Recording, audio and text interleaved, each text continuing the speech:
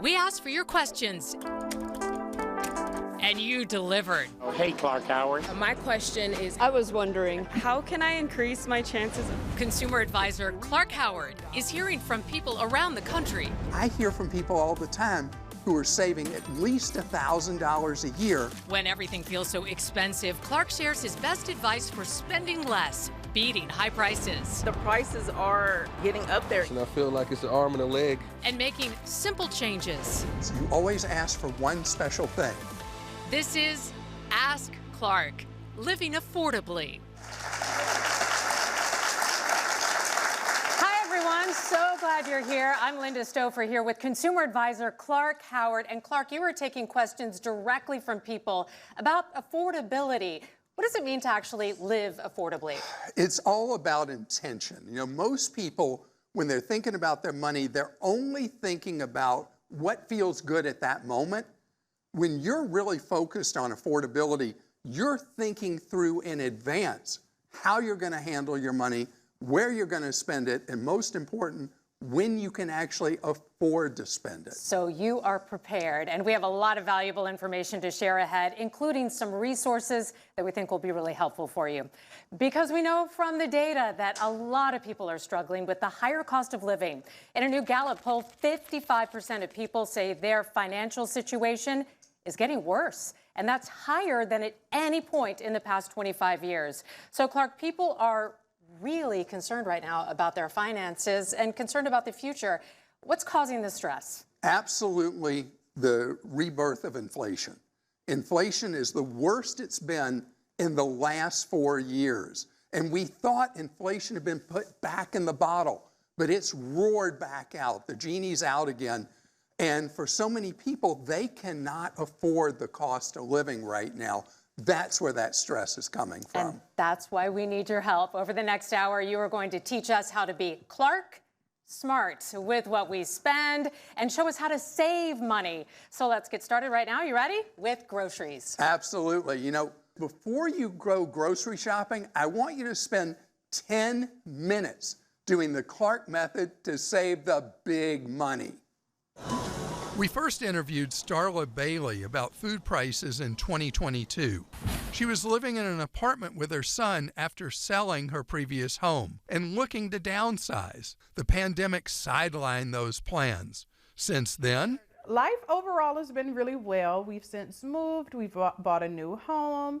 Bailey says she feels fortunate to be able to afford a home despite higher interest rates and home prices. However, one place she's had to be more flexible is at the checkout. Years ago, I could choose my grocery store that I absolutely loved and take care of all of my needs there, but there's changes now. Those changes directly affect your wallet. According to the Bureau of Labor Statistics, since January of 2020, just before the pandemic, to January of 26, milk has gone up over 26%, bread 36%, and chicken is up almost 45%.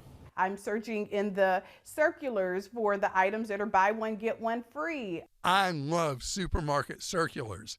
Using those flyers can help you save before stepping out the door by using a reverse shopping list. Find the items on sale and plan your meals around the discounts. And if you don't have the paper copies, the Flip app has them all in one place. Another key to saving at the store? I'm definitely switching to items that are not necessarily the big name brands. That has been able to save us some money. When you compare the store brand versus the name brand, the savings can be huge. Walmart store brand whole milk was listed at $2.76 a gallon. Name brand, $4.57. Store brand bread, $1.42 a loaf. Name brand, $2.47. And chicken, store brand, $2.57 a pound, while the brand was $3.42 a pound. That's $6 of savings if you shop for the store brand on just 3 items. It's more about what it is that is on sale and what benefits us financially. And where you shop can make a huge difference. Using Walmart as a baseline, Consumer Reports found that your typical grocery store can cost you a little under 10 or more than 10% more on average. And shopping at the warehouse clubs, get this, can save you over 20% more on average. Just make sure to check the expiration dates on anything you buy in bulk, giving you plenty of time to use it. I've seen our grocery bill almost cut in half. It definitely helps to feed that money back into your budget and to be able to really see where your efforts are paying off. All righty. Groceries can be so expensive. Life is so expensive right now. The more you can think through every bit of spending you do, the more money you're going to keep in your wallet. I want it to become a habit. So it just may take a couple of minutes with yourself and with your list before you head out. Right, and you know, this reverse shopping list I talk about is so important in the grocery store. And with everyday stuff, one of the things I do, I don't grab a shopping cart when I'm in a discount store. Okay, and we're spending more to eat out as well. Groceries Yes. are one thing, but eating out, how can we save when we're on the go? So when people eat out, they do spend more and they don't eat as well, as healthy. So if you use the apps, you got so many apps on your phone you can use that will help save you money. And you know what I look at on those apps? What? The nutrition. Okay. Because I got to protect my heart. So I'm looking not just at the price, I want to make sure when I eat out that I don't mess up my health at the same time. So being smart in a healthy way as well. Absolutely. So many people are using these buy now, pay later type programs, and we're even seeing more people do that with core spending like Right. groceries. What would you say about that? It's rearranging the deck chairs on the Titanic. Wow. When somebody starts using pay in 4, it's a recipe for absolute disaster because a lot of it creates impulse spending you might not have done otherwise. So you're sitting there and you see, oh, wow, I can buy that. I'll just pay it in 4. And then the 4 payments come, you can't make the payments. So pay in 4 is a trap. You are not a fan. I am not a fan. Okay. We have a question now from someone in our audience. Judy, thank you for Yes. being here. Thank you. Clark, I have to say that it is very stressful going to the grocery store. Right. And then I find myself going to 4 or 5 because you have to go for this and you have to Right. go for that. It feels as if groceries have tripled.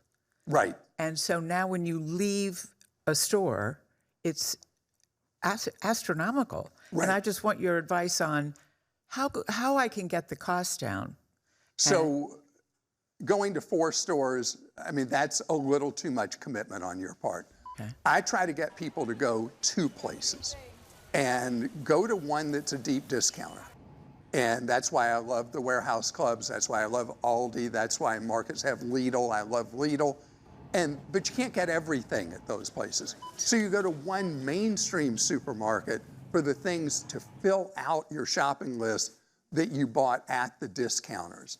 And so if you do that as a habit where you split your grocery shopping, I just did it the other day, and it drives my wife crazy, but I went to 2 markets so I could save money. So I went to the deep discounter first, bought the things on our list I could get there, and then went to the regular supermarket to fill out the rest. And then I have one more question about this, because when you go in the store, and as you said, it's not good to be impulsive, but they have things on sale. Is it Sure. best to try and bypass that and stick with your list, or should I be looking at those items? So that's a great question, and there's even a term now that people use for it, splaving.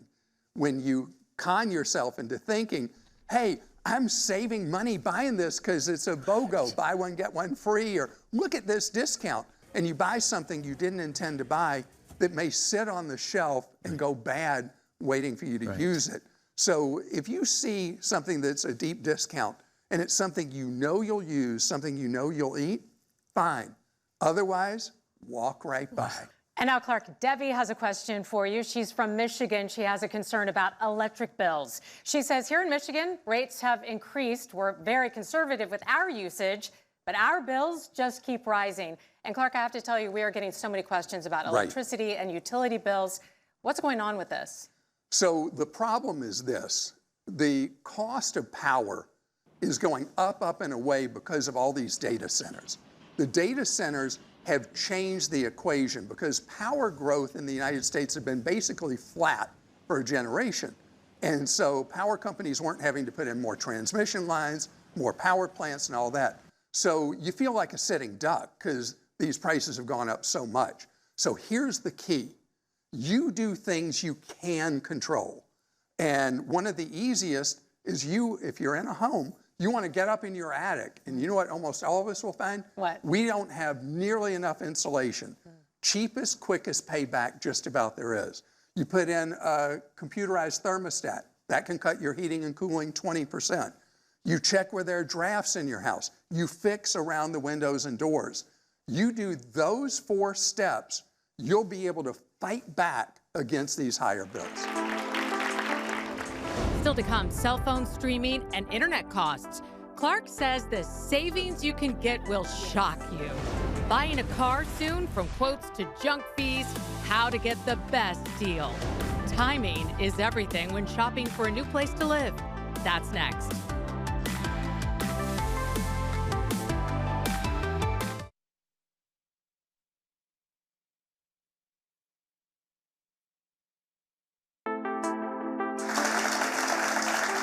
Welcome back. Across the country, rent prices have spiked since 2020. NerdWallet says it's a combination of factors, including inflation and low inventory, in other words, not enough homes. And there are also barriers to home ownership, things like those higher mortgage rates. NerdWallet also says many prospective renters now want to live alone, and that drives up demand for available housing. So about that, Clark, Maya in Georgia has this question. Hey, Clark Howard. My question is, how can everyday Americans be able to afford their rent with our everyday living wages on top of being able to afford groceries, insurance, and all of our other bills and not, become homeless? Thank you for your question. I'm asked it a lot by people that are renters. I want to tell you the key here. Even though rents, looking back, have gone up so much over the last 6 years, apartment developers have overbuilt in most of the country. Few cities they have not. Think of the Seattle area, Boston, New York, but pretty much everywhere else, apartments are overbuilt. For you as a tenant, if you just go negotiate with your existing landlord, you're not going to save money. 6 weeks out from when your current lease ends, I need you to go shop the marketplace and see what's available. And your best deals are if you're willing to walk. What does that mean? That you're willing to tell your landlord, buy, and go somewhere else where they offer you a much better price. Because I can tell you, the rent deals are out there now. And Sino from Seattle has a question about rent. Here it is. Hi, Clark. How do I find an apartment for one person in the city that's under $3,000? That's so ridiculous. But it's so ironic because I mentioned just a second ago, Seattle was one of the markets where rents are continuing to stay stubbornly high. My favorite for one person is you want to find in older neighborhoods in Seattle where there are garage apartments, possibly a basement apartment. The best deals usually for a single individual is to rent from someone who wants additional income at their house. And that works again and again as a way for it to be cheaper for you versus being in a traditional apartment complex or building. You know, many people still believe home ownership, actually buying a home, is a part of the American dream, a way to build wealth. How can we decide if it's a really good time for us to buy? The window that you'll own that home. Okay. Because right now in most of the country, the effective rent is half of what your costs are per month if you buy a home right now. That's why you see so many would-be buyers on strike. They're like, I'm not buying right now. The good news is that housing prices are softening around the country. That's realtor speak for houses are sitting on the market and people are having to cut their prices. About a third of houses on the market now have price cuts. So the market is improving, but even with that, since you would go in paying much more than you would pay in rent, what I want you to think about is a home purchase needs to be a 10-year window. People usually don't think of buying a home or a condo that they'll live in for 10 years, but 10 years will work out for you where a shorter home purchase will just hurt your wallet right now. So in some cases, it is a better idea to rent, keep renting. Definitely. Okay. Christina from Texas has a question about home ownership and being able to just find an affordable house. Hi, Clark Howard. I was wondering if corporations and investment funds continue to be allowed to buy private homes, what chance does a small homeowner have of getting their first house? Okay. Yeah, there's been a lot of controversy about the corporate buyers, the private equity buying up inventory. Fortunately, the amount of homes they bought up it's a lot, but it's only 3% of the housing market that are in these corporate landlord hands. And the advantage is they may trigger more building, because what we actually need around the country is more homes being built. We are so short of construction, going back to the housing bust that really didn't work its way through the system till 2013. A lot of builders in that 6-year period of the housing bust went bust, and we just don't have enough people out there building homes. New inventory is what's going to solve the housing problem. And we have another question from someone in our audience. Beatrice, welcome. Hi, Beatrice. Hello. How are you? Hello, Clark. In my work as a housing educator, I get to be asked by the attendees, how can we afford to be a homeowner these days? It seems now that home buyers has to be a joint effort, a two people, not an individual. So Right. I get that question a lot. What do you suggest? I mean, you're right. Right now, in most major metropolitan areas, a single individual, even a modest earning couple, have trouble being able to afford the payments. I mean, their wallet wheezes on them. So a lot of people today are considering doing what Americans used to do routinely, and that's moving somewhere else in the country where housing is more affordable. A lot of the Midwest has housing prices that a single individual working a regular job can still afford to buy a home. And so if home ownership is the most important, and if jobs are plentiful where you're thinking of moving, that's how you get it done now. Thank you, Clark. Sure. Let's turn now to an issue that affects so many people, healthcare. Medical bills quickly adding up. We have a question from Robin in Washington. Clark, just tell me how to find affordable health care in this country.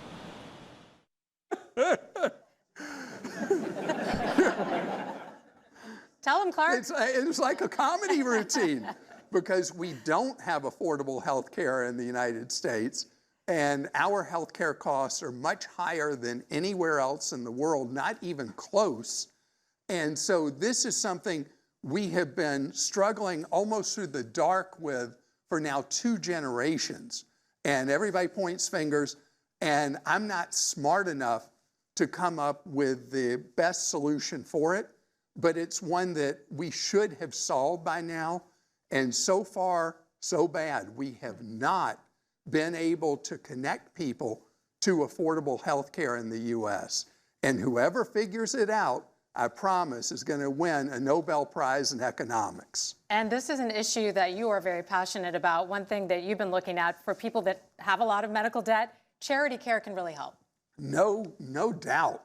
You know, the debt from a hospital visit can absolutely ruin you. Yes! I was like, that's a blessing, dude. Ruben Vidal has worked in the music and film industry for decades. It's me when I was 17 with DMX, Jay-Z. In 2023, he faced some unexpected financial challenges due to the writers' strike in Hollywood. It was a very hard time for me. He picked up some work, but it didn't provide the same level of income he was used to. And then one day, out of nowhere, I had really, really bad chest pains I've never had in my life. I was in pain. I didn't know if I was dying. Vidal rushed to the emergency room, and after multiple tests and x-rays, heartburn.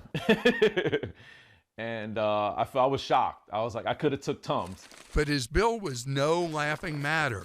He was on the hook for $7,500. I didn't know how I was going to pay it. It was really, really, really tough. That's when a friend of his told him about $4.org, a nonprofit that helps individuals navigate medical bills. They will reduce or sometimes even completely forgive your hospital bills.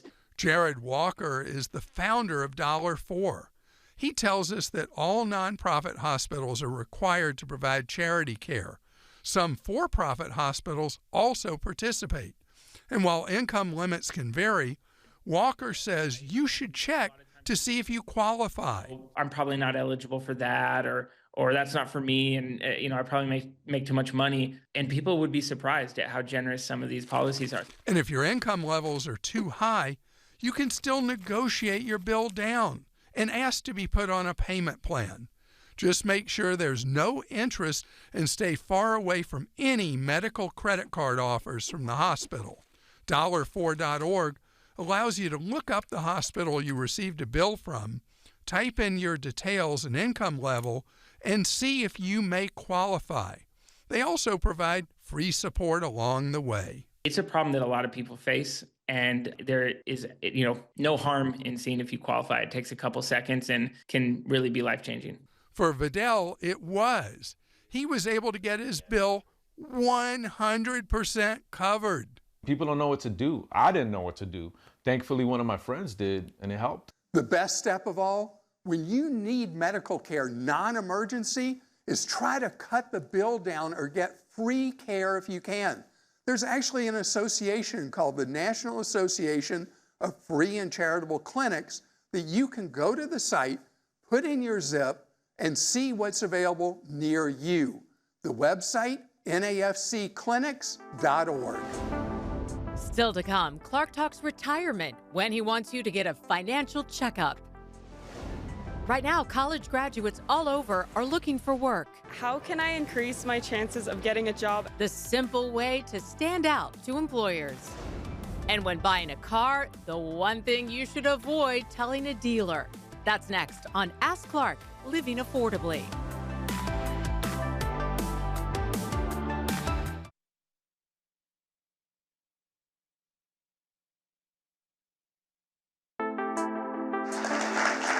Welcome back. We're continuing to take your questions about living affordably. And Clark, we have gotten a lot of questions about cars. Richard from Georgia wants to know the best way to buy a new or used vehicle, online or in person, or compare both options. He goes on to say those junk fees the dealers charge, those are excessive. No reason dock fees should run around $1,000. So advice on buying cars. Yeah, so anytime you're getting quotes, I want them always from your home. That's your home field advantage. When you go to the dealer, they've got the power. This is what they do every day. So you shop online, you shop by phone, you send emails, and then you get back quotes. You always ask for one special thing. What's that? You want to know the drive-out price or the price including all junk fees. You want those junk fees detailed so there's no question what it is you're paying for before you go to the dealer. The drive not out, at the dealer. The drive-out price. Drive-out price, they call it in some places. Others, you just say, please list all junk fees and taxes. Okay. Donna from Massachusetts says, my car is 18 years old and I love it, but when the time comes for a new-to-me car, I'd buy used. Is it worthwhile to pay in full to avoid any interest charges? All right, so this is a trick. Okay.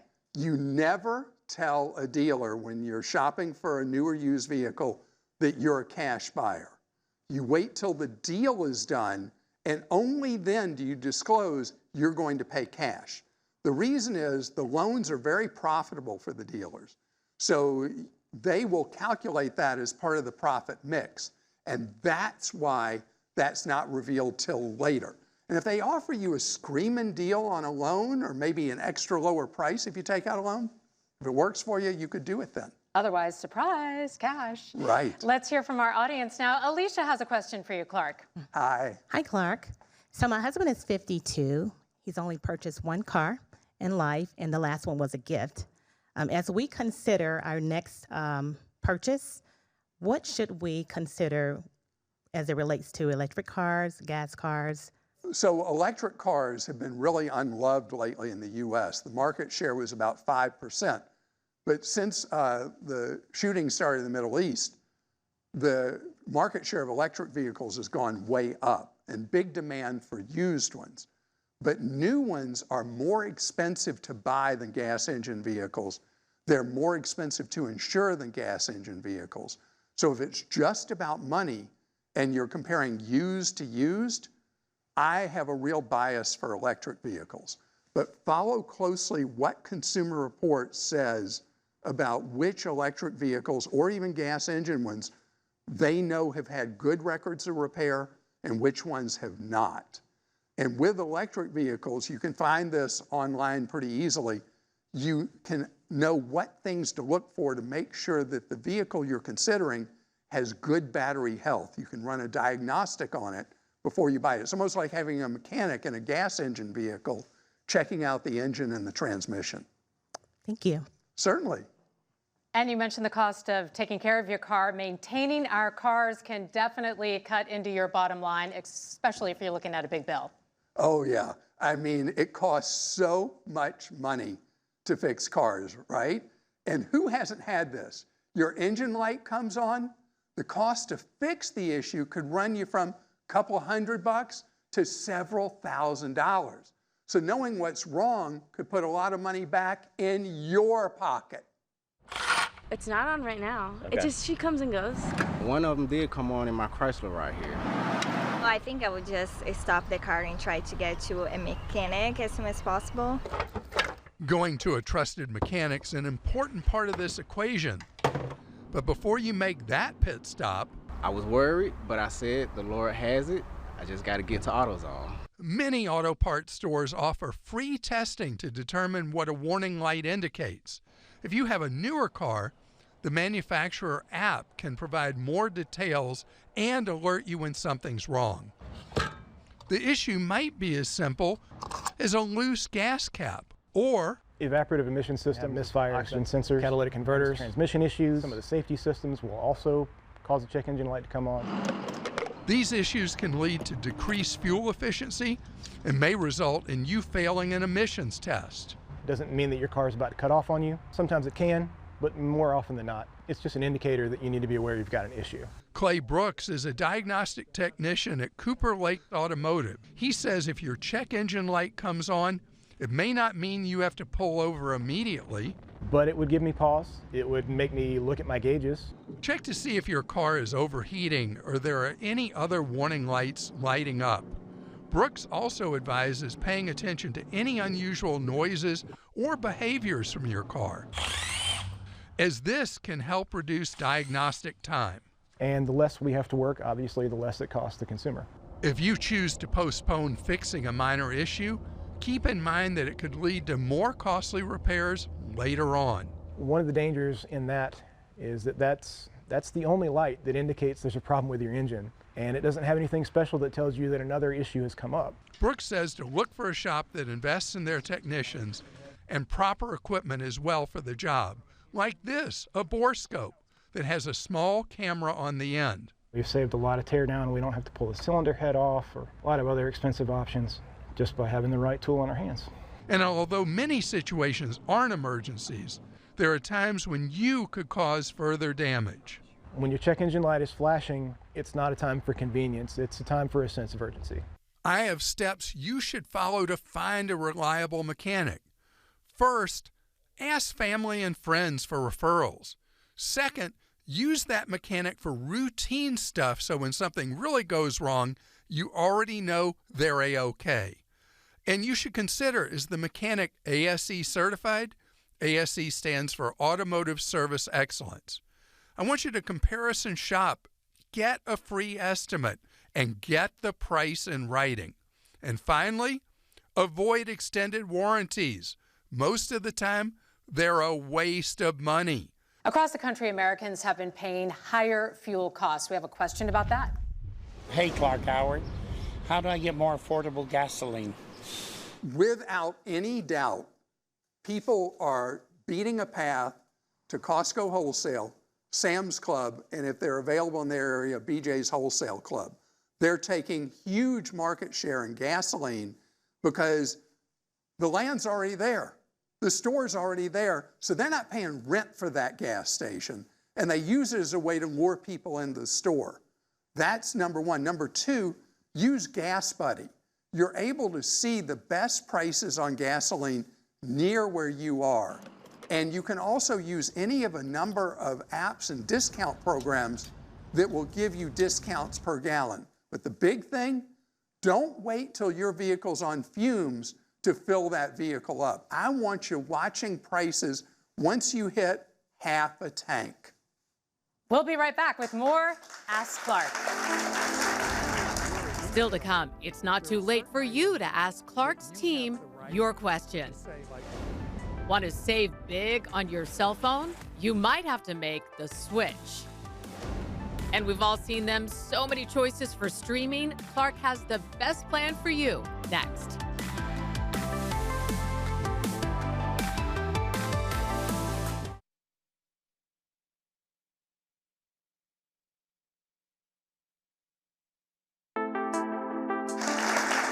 Welcome back, everybody, to Ask Clark, Living Affordably. I'm Linda Stouffer here with consumer advisor Clark Howard, who's known across the country for saving people money. Our next question is from Summer in New York.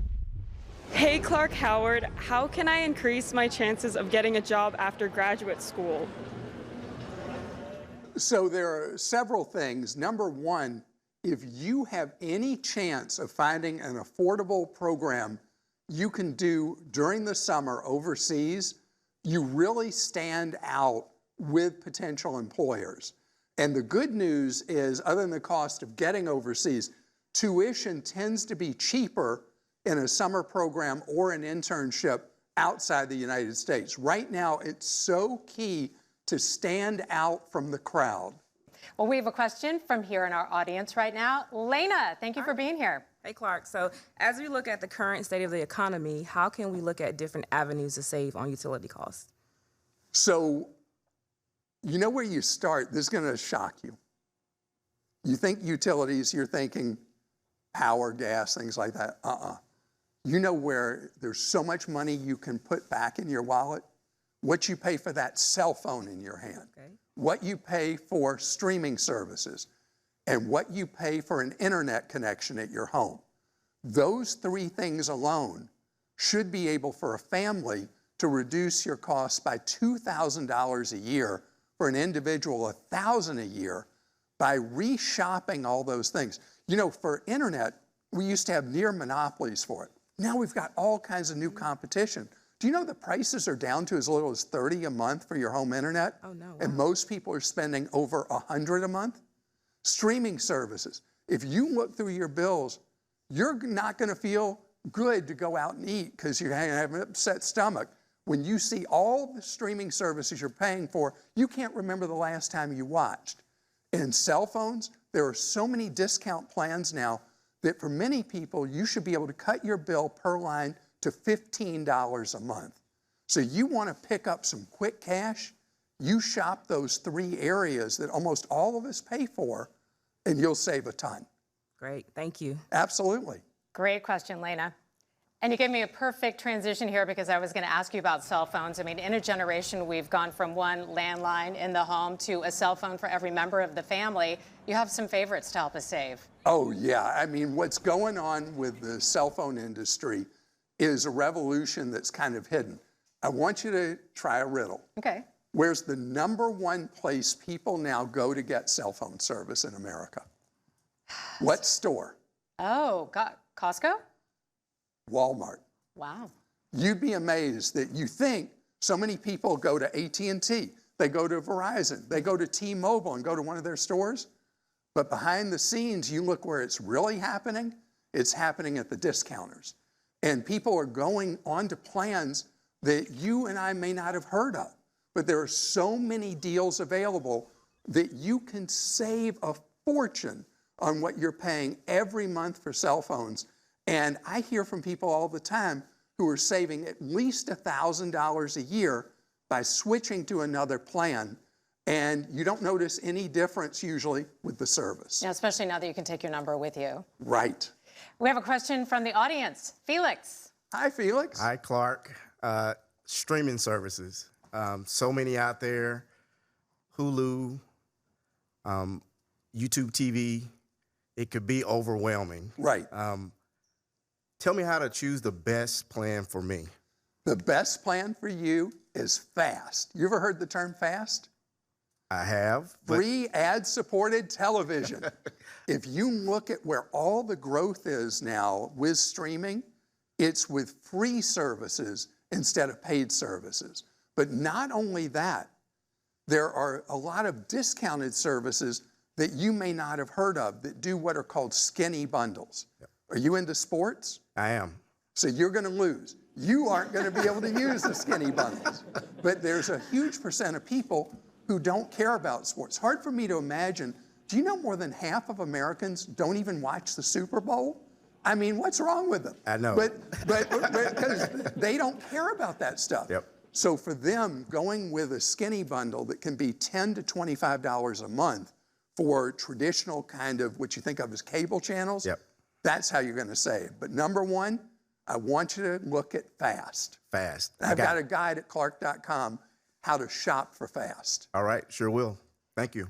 People have a lot of questions about the future of the workforce. We have a question in the audience right now. Jessica has a question for you, Clark. Hi, Jessica.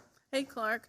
Over the next decade, what do you think with how AI is changing how we work, how we do everything? What do you think is the most important financial responsibilities and just things that we can do to save money and just kind of plan for the future? Right. I mean, there's so much worry that AI is going to just take our jobs away, that we're all going to be unemployed, and it's not going to work that way. There are going to be jobs that go away, but every time we've had a big technology breakthrough, other jobs have been created. So I'm not as worried about the financial side, but what I'm worried about is a lot of people go through life with blinders on. This is what I do, so that's what I'm going to do. This is not that era. You don't want to be a sitting duck. You have to be prepared to pivot to what the marketplace is offering. And there are any of a number of jobs that a computer is not going to be able to take away from us. And so be prepared for change in your life. You know, it may even involve mid-career going back and getting a certificate in something or additional training. Thinking about other things you can take your skills and use them in if you're in a profession that you're really worried that AI could take your job away. Thank you. Certainly. Stay curious and be flexible. And Clark, we have a question about retirement and being on a fixed income. Here's Patty from Pennsylvania. As a recently retired person, how to save money, because I'm making a lot less money on a fixed income than I used to make. And so I've tried everything with my electricity as well as trying to have grocery bills that are lower. My most important answer to you as a new retiree is something you may not want to hear, and that is pick up a little bit of part-time work. A little bit will help you where your budget just doesn't seem to fit your new financial circumstances. Working just a little bit, maybe a day a week, 10 hours a week, could make a huge difference. You are really going to help some people by giving them that information. Thank you, Clark. And now to our audience. Tammy, you have a question for Clark. Hi, Tammy. Hi, Clark. How are you? Great, thank you. So, Clark, I am nowhere near retirement age. But if I were interested in retiring sooner than my retirement age, what advice would you give me on finding affordable health coverage until the time in which I'm able to qualify for health care? So, affordable is a tough word, as we talked about with health care. But you got to buy on the exchange, okay. the healthcare.gov exchange. And some states have their own version of it because the way the premiums are set, if you are older but not close to the age that you get Medicare, the premiums are held down under the law for people that are past age 45 and as you go up in age.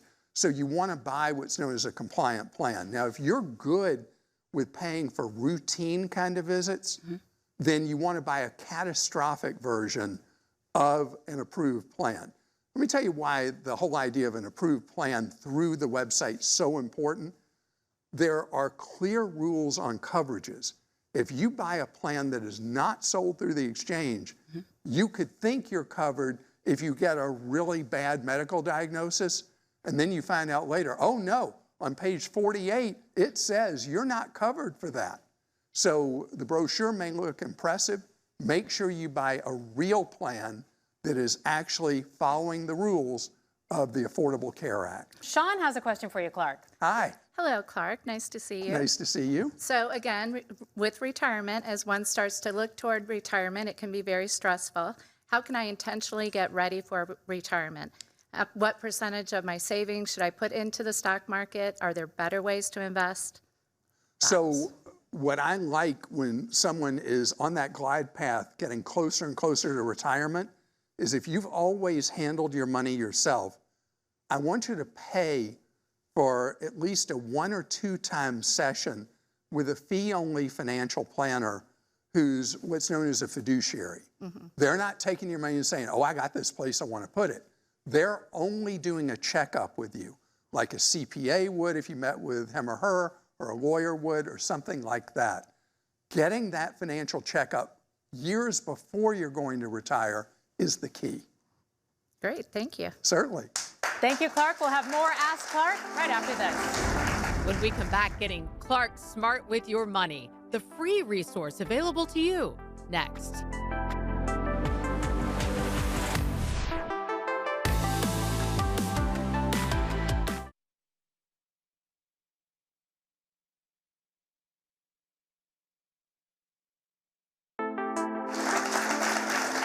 Clark, for people feeling financial stress, it can feel very lonely, but help is out there. You can find support. We do. We have a team of volunteers in our Consumer Action Center that are here to answer your questions for free. And we have Lori Silverman from the Consumer Action Center. Lori, tell us what you do. So Clark started this in 1993. We have volunteers who've been here for up to 20 years, very dedicated volunteers. We are open from 10 a.m. to 4 p.m. Eastern Standard Time, Monday through Thursday. 636-492-5275 is our number. And anyone throughout the country and sometimes overseas calls us, and there is no question that is silly or, so if you have any kind of concern, whether you're about to buy a car or you've bought a car and you've got issues, or you've got a debt collector after you, or you've got a general question about investing, we cover everything that Clark has said today and more. Lori, thank you. And Clark, I know you hear from a lot of people who are really stressed out right now. It can feel overwhelming, but we'll get through this.